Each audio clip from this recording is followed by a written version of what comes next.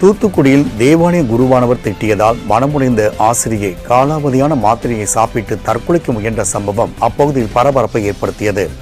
தாளமுத்து நகர் பகுதியில் அமைந்துள்ள CSI திருச்சபைக்கு சொந்தமான தூய இமானுவேல் ஆலயத்தின் குருவானவரான காலிப் மான்சிங் என்பவர் அங்கு வந்த ஆசிரியை சுபா சங்கீதாவை மற்ற ஆசிரியர்கள் முன்னிலையில் தரக்குறைவாக பேசியுள்ளார். இதனால் மனவேதனை அடைந்த சுபா சங்கீதா வீட்டில் இருந்த காலாவதியான மாத்திரைகளை உட்கொண்டு தற்கொலைக்கு முயன்றதாக கூறப்படுகிறது. இது தொடர்பாக ஆசிரியை அளித்த புகாரின் பேரில் காவல்துறையினர் வழக்கு பதிவு செய்து விசாரணை நடத்தி வருகின்றனர். இப்போது ஸ்விட்ச் ஆஃப் செய்யப்பட்டுள்ளது. தயவு செய்து பின்னர் முயற்சிக்கவும்.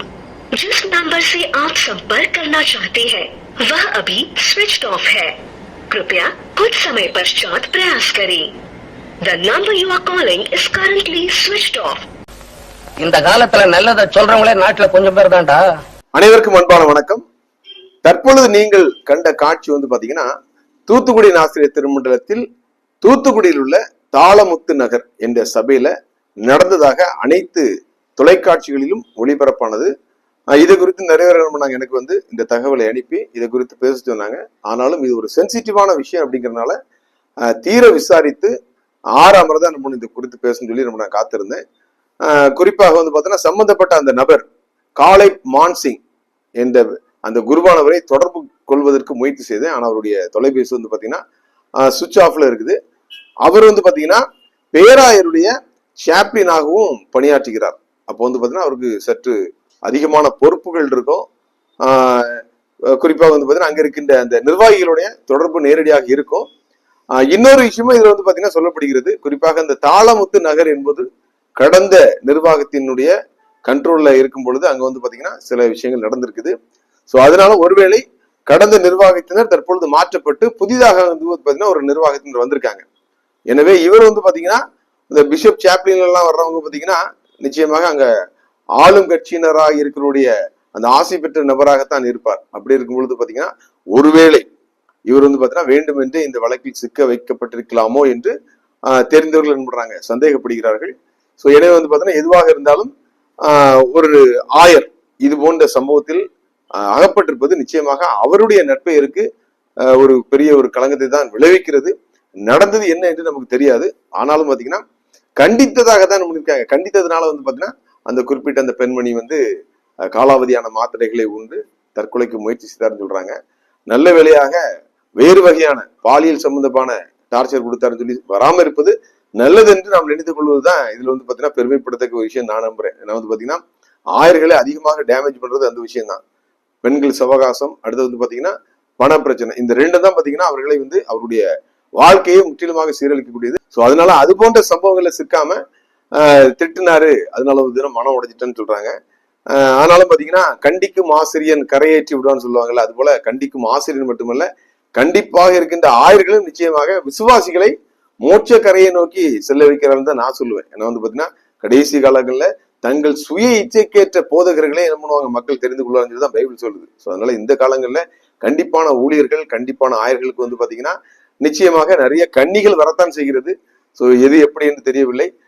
நிச்சயமாக தர்மமே ஜெயிக்கும். ஒருவேளை அவர் கண்டித்திருந்தாலும் சொல்ற மாதிரி பாத்தீங்கன்னா அனைவருடைய முன்னணியில் கண்டிக்காமல் தனியாக நம்மளாம் கூட்டு தனியாக கொடுக்க சத்தப்பட்டாலும் அது பிரச்சனை. எனவே பெற்றோர்கள் அழைத்தோ இல்லைன்னா அந்த இடத்தை கடந்து செல்ல விட்டது நல்லதுதான் நினைக்கிறேன். ஆயர்களும் பாத்தீங்கன்னா ரொம்ப ஜாக்கிரதையா இருங்க. உங்களுக்கு கொடுக்கப்பட்ட பொறுப்பை பாத்தீங்கன்னா குறிப்பாக உங்களுடைய துணைவியாரோட சேர்ந்து இந்த மாதிரி என்ன பண்ணுங்க, பெண்களை சந்திப்பதோ பெண்களிடம் பேசுவதோ வீடு ஹவுஸ் விசிட்டிங் போறதோ சேர்ந்து செல்லுங்க. அதனாலதான் பாத்தீங்கன்னா ஆயர்களுடைய மனைவியாருக்கு பாத்தீங்கன்னா வீட்டுல இருந்தாலும் சம்பளம் கொடுக்குறாங்க. காரணம் என்னன்னா ஊழியத்தில் 2 பேரும் ஒன்றிணைந்து செயல்பட வேண்டும் என்பதற்காக தான். ஆனா தூத்துக்குடி ஆசிரியர் திருமண்டலத்துல மட்டும் இல்ல, அனைத்து திருமண்டலங்களிலும் இந்த ஆயருடைய மனைவிக்கு என்ன பண்றாங்க, ஃபர்ஸ்ட் ப்ரிஃபரன்ஸ் முன்னுரிமை கொடுத்து என்ன பண்றாங்க, வேலை கொடுக்குறாங்க. இது நிறைய இடங்கள்ல சிக்கலை கொண்டு வருது. ஸோ எனவே ஆயருடைய மனைவி மாறும் அவங்களுக்கும் என்ன பண்ணலாம், அதாவது நமது சட்ட திட்டங்கள் திருமண்டல சட்டம் எப்படி சொல்லுகிறதோ அதன் அடிப்படையில் கொடுக்கலாம். ஆனால் சில சமயங்கள்ல பாத்தீங்கன்னா அவங்களுக்கு முன்னுரிமை கொடுத்து வேலை கொடுக்கும்போது சில சபை மக்கள் சரியான மூப்பு நிமித்தமாக லிஸ்ட்ல இருக்கவங்க பாதிக்கப்படுறாங்க. அது ஆயர்களையும் ஆயர்களுடைய மனைவிமாரையும் அவருடைய நட்பெயருக்கும் களங்கம் ஏற்படுத்துவதாக அமைகிறது. எனவே பாத்தீங்கன்னா நிர்வாகத்தில் இருக்கவங்களும் ஆயர்கள் முக்கியமானவர்கள், ஆயருடைய மனைவிக்கும் கண்டிப்பா வேலை கொடுக்கணும். அவங்க படிச்சிருந்தாங்கன்னா அவங்களுடைய குவாலிபிகேஷன் ஏத்தாப்புல திறமையான நிறைய ஆயருடைய மனைவியை நான் பார்த்திருக்கேன். ஸோ கொடுக்கலாம், தப்பு இல்லை. ஆனா அடுத்தவர்களை தொந்தரவு செய்து கொடுக்கிற அளவுக்கு ஒரு வேலை கொடுக்க வேண்டாம். ஸோ அது போல பாத்தீங்கன்னா வீட்டுல ஐயரம்மா எப்பவும் கூட இருந்தாங்களா, ஐயரன் முன்னுவாரு ஒரு கண்ட்ரோலா இருப்பாருன்னு சொல்றாங்க. ஆனா நான் ஒரு ஐயரம்மாட்ட கேட்கும்போது அவங்க சொன்னாங்க, சார் போங்க சார், நீங்க வேற 6 நாளும் உள்ள என்ன பண்ணணும் கிடந்து நீங்க இருந்து பாரு, உங்களுக்கு தெரியும். ஒரு நாள் என்ன பண்ணணும், ஆட்சி ஐயரும் வீட்டுல இருக்குது பெரும்பாடா இருக்கு, இதுல வேற 7 நாளும் உள்ள இருப்போங்களா, நாங்க படிச்சிருக்கோம்ல, எங்களுக்கு வேலை வேணும்ல அப்படி சொல்லி என்ன பண்றாங்க சொல்றாங்க. ஸோ எது இதுவாக இருந்தாலும் பாத்தீங்கன்னா இது போன்ற பிரச்சனைகளில் ஆயர்மார் சிக்கிக்கொள்ளாமல் இருக்க வேண்டும் என்றால் ஆயருடைய துணைவிமார் நீங்கள் என்ன பண்ணுவோம் உதவி செய்தால் நிச்சயமாக அவருக்கு ஒரு நட்பெயரை கொண்டு வரும். இது போல துர்ச்செய்திகள் வருவது தவிர்க்கப்படும் என்பது என்னுடைய தாழ்மையான கருத்து. ஸோ அது போல இன்னும் ஒரு போக்சோ ஆக்ட்லயும் பாத்தீங்கன்னா ஒருத்தரை கைது பண்ணிருக்கதா பாத்தீங்கன்னா செய்திகள் எனக்கு வந்தது. ஒரு மத போதகர்னு சொல்லிருக்காங்க, அருள்ராஜ்னு சொல்லி. அவர் பாத்தீங்கன்னா மத போதகர்னா நம்ம பாத்தீங்கன்னா இந்த சபை ஊழியரை சொல்லுவாங்க, இல்லைன்னா சபை ஆயரை சொல்லுவாங்க. அவர் சபை ஊழியரா இல்லைன்னா பாத்தீங்கன்னா ஆலய பணியாளரான்னு தெரியல, ஆளை பார்த்தா ஆலய பணியாளர் மாதிரி தெரியுது. பிபிஎஸ் டைம்ல பாத்தீங்கன்னா அங்க இந்த சின்ன பிள்ளைங்களுக்கு பாலியல் துன்புறுத்தல் செய்தாருன்னு சொல்லி என்ன பண்ணி சொல்லியிருக்கு. ஸோ இந்த 60 வயசுக்கு மேல போகும்போது பாத்தீங்கன்னா இது போல இந்த நம்ம அந்த பொது பேருந்துகளை நம்ம பாக்குறோம். வயசானவனே பாத்தீங்கன்னா அது ஒரு வியாதி மாதிரி அவங்களுக்கு என்ன பண்ணுது, தொத்திக்குது. இருந்தாலும் பாத்தீங்கன்னா அந்த ஆலயத்துக்கு வருகிற பிள்ளைகள் பாத்தீங்கன்னா நமது பிள்ளைகள், நமது பேரன் பேத்திமார் போது நடிக்க வேண்டிய ஒரு வயசுல இது போல ஒரு செயலை அவர் செஞ்சிருக்காரு. வன்மையாக கண்டிக்கத்தக்கது. இது போன்ற நபர்கள் பாத்தீங்கன்னா திருடனாய் பார்த்து திருந்தாவிட்டால் திருட்டை ஒழிக்க முடியாது அப்படிங்கிற மாதிரி தங்களை சுய பரிசோதனை செய்து தாங்கள் எந்த பொறுப்புல இருக்கிறோம், தங்களை நம்பிதானே பாத்தீங்கன்னா இந்த மாதிரி பிள்ளைகளை சின்ன சின்ன பிள்ளைகளை அனுப்புறாங்க அப்படிங்கிற மாதிரி அவர்கள் உணராவிட்டால் ஒரு காலத்திலும் இது போன்ற தவறுகள் நடப்பது தடுக்க முடியாது. இவர்களுக்கும் பாத்தீங்கன்னா கடுமையான தண்டனை என்ன பண்ண கொடுக்கணும். குற்றம் நிரூபிக்கப்பட்டால் அது நடந்தது உண்மை என்று தெரிந்தால் பாத்தீங்கன்னா தற்போது இருக்கிற நிர்வாகமும் அவர் மேல என்ன பண்ணும், துறை ரீதியாக கடுமையான நடவடிக்கை எடுத்து காவல்துறைக்கும் ஒத்துழைப்பு கொடுத்து என்ன பண்ண. கடந்த நிர்வாகங்கள் பாத்தீங்கன்னா இங்க இந்த போக்சோ ஆக்ட்ல ஈடுபட்ட குற்றவாளிகளுக்கு, அது ஆசிரியர்கள்னாலும் சரிதான், தலைமை ஆசிரியர்களாலும் சரிதான், அவர்களுக்கு துணை போகின்ற செயலை பாத்தீங்கன்னா துணிந்து ஈடுபட்டாங்க. அதெல்லாம் எனக்கு நல்லாவே தெரியும். அவர் நம்ம ஆளு, நமக்கு ஓட்டு போடுவாரு, நமக்கு என்ன பண்ணுவாரு, ஃபேவர் அனுப்பாருன்னு சொல்லி பாத்தீங்கன்னா மாணவர்களுடைய நலனில் கொஞ்சம் கூட அக்கறை கொள்ளாமல், பள்ளிகளுடைய ஆணையங்களுடைய முன்னேற்றத்தில் அக்கறை கொள்ளாமல் தங்களுக்கு விருப்பமானவர்களை காப்பாற்ற வேண்டும் என்பதற்காக கேவலமான செயல்களை அவர்கள் என்ன பண்ணுவாங்க. அவங்க எஃப்ஐஆர் போட்டதுக்கு அப்புறமும் காவல்துறையிட்ட பிடிச்சு கொடுக்காம திரும்பி என்ன பண்ணாங்க, அவர்களை கல்வி பணியை தொடர விட்டு அவர்கள் என்ன பண்ணாங்க, உயர் பதவியில் என்ன பண்ணாங்க நிப்பாட்டாங்க. 2 அணியும் மாறி மாறி செஞ்சாங்க. ஈவு இறக்கமே காட்டக்கூடாது அவங்களுக்குலாம்.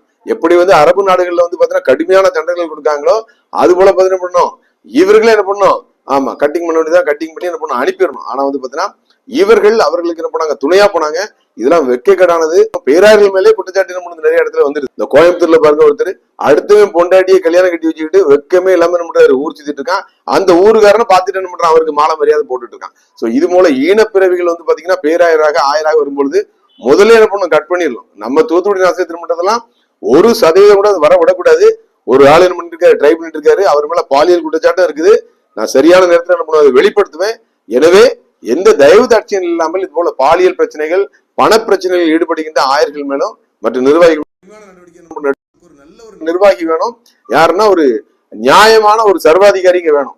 அவர் யாருன்னு எனக்கு தெரியல இது வரைக்கும். அவர் வந்தா மட்டும் தான் இது போன்ற குற்றச்சாட்டுகள் முற்றிலுமாக தடுக்கப்படும், எந்த விதமான ஐயமும் இல்லை. இந்த நேரத்துல பாத்தீங்கன்னா இன்னொரு தகவலையும் நான் பதிவிடுகிறேன். நேற்றைய தினம் பாத்தீங்கன்னா இந்த எல்லா சேகரங்களுக்கும் ஆலயங்களுக்கும் பாத்தீங்கன்னா அந்த பஞ்சாங்கமும் அது போல பாத்தீங்கன்னா அந்த ஜெப குறிப்புகளும் கொடுக்காம இருக்காங்கன்னு சொல்லியிருந்தோம். ஆனால் கடந்த நிர்வாகத்தில் அதன் பொறுப்பாளராக இருந்தவர்கள் பாத்தீங்கன்னா 2025ஆம் ஆண்டே அது எல்லாத்தையும் என்ன பண்ணிருக்காங்க, அடிச்சிருக்காங்க. தயார் நிலையில தான் வச்சிருக்காங்க. ஆனா அப்பொழுது இருந்த ஜோதிமணி ஐயா அவருடைய நிர்வாகமும் பாத்தீங்கன்னா அவர்களுக்கு அனுமதி கொடுக்காம இருந்திருக்காங்க. அவரை பாத்தீங்கன்னா நீதிபதி அல்ல, அநீதிபதியாக ஒரு அணியினருக்கு ஆதரவாக செயல்பட்டு பாத்தீங்கன்னா அவர்களை கொண்டு வருவதில் மட்டும் தான் குறியா இருந்தான்னு சொன்னேன். சோ அதனால பாத்தீங்கன்னா அவரும் அதற்கு தடை விதித்திருக்கிறார். அதனாலதான் பாத்தீங்கன்னா அந்த பிரிண்ட் பண்ண புக்கு கூட என்ன பண்ணல, வெளியில விடாம இருந்திருக்காங்க. காரணம் பாத்தீங்கன்னா தற்போது நிர்வாகத்துல வந்திருக்கவங்களும் என்ன பண்ணும், மாத்தணும் நினைச்சாங்க இல்லையா, ஐயர் எங்க போகணும் அங்க போகணும்னு சொல்லும்போது பாத்தீங்கன்னா அந்த பஞ்சாங்கத்தை வெளியிட்டு அதுல தவறான தகவல் வருங்க அப்படிங்கிறதுனால இன்னும் பழிவாங்கும் படலம் தொடர்கிறதுனால பாத்தீங்கன்னா அவர்கள் பிரிண்ட் பண்றதுக்கே நினைக்காம என்ன பண்றாங்க, அதாவது பிஷப் எலெக்ஷன் வரும், அப்ப நம்ம ஓட்டு போடாதான் என்ன பண்ணுவோம், தூக்கி அடிக்கணும்னு சொல்லிட்டு இன்னும் நினைச்சிட்டு இருக்காங்க. அப்ப ஆயர்கள் நீங்க புரிந்து கொள்ளுங்க. என்னை பொறுத்தவரை பாத்தீங்கன்னா நிர்வாகம் எதுவாக இருந்தாலும் பாத்தீங்கன்னா இங்கு நடப்பவை அனைத்தும் பாத்தீங்கன்னா அரசியல் தாண்டி அணிகளை தாண்டி நடக்கணும், ஆண்டவருக்கானதான் நடக்கணும். அதை பற்றிய எண்ணம் 2 அணியினருக்கும் கிடையாது.